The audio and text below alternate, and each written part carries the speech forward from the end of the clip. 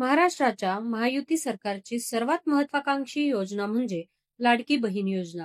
या योजनेअंतर्गत राज्यभरातील लाखो महिलांना आर्थिक सहाय्य दिलं जात आहे. मात्र आता या योजनेत पारदर्शकता आणण्यासाठी आणि गैरप्रकारांना आळा घालण्यासाठी सरकारने एक अतिशय महत्वाचा निर्णय घेतलाय.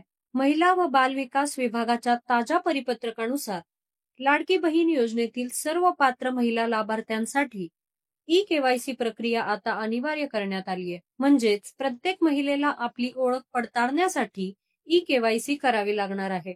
ही प्रक्रिया पुढील 2 महिन्यात पूर्ण करणं बंधनकारक आहे. ई-केवायसी मुळे अचूक पडताळणी होऊन योजनेमध्ये खऱ्या अर्थानं पात्र असलेल्या गरजवंत महिलांचाच समावेश होईल. यामुळे आतापर्यंत जी अपात्र नावे चुकून योजनेत घुसली होती ती आपोआप वगळली जातील. या उपक्रमामागे उद्दिष्ट स्पष्ट आहे. सरकारी निधीचा अपव्यय टाळणं आणि प्रत्येक रुपया खऱ्या लाभार्थींपर्यंत पोहोचवणं. राज्य सरकारनं स्पष्ट केलं आहे की ज्यांनी ई-केवायसी पूर्ण केली नाही त्यांना योजनांचा लाभ मिळणार नाही. त्यामुळे सर्व महिलांना आवाहन आहे की त्यांनी आपल्या नोंदी तातडीने आणि योग्य कागदपत्रांसह अद्ययावत कराव्यात. सोप्या शब्दात सांगायचं झालं तर हे केलं नाही तर लाडकी बहीण योजना पूर्णपणे बंद होईल. पण जर ई-केवायसी वेळेत पूर्ण केली तर योजनेअंतर्गत मिळणारे सर्व लाभ अखंडितपणे सुरू राहतील. ही पायरी सरकारसाठी आणि महिलांसाठी दोघांसाठीही महत्वाची आहे. कारण यातून योजना अधिक विश्वसनीय बनेल आणि खरंच गरजू असलेल्या बहिणींना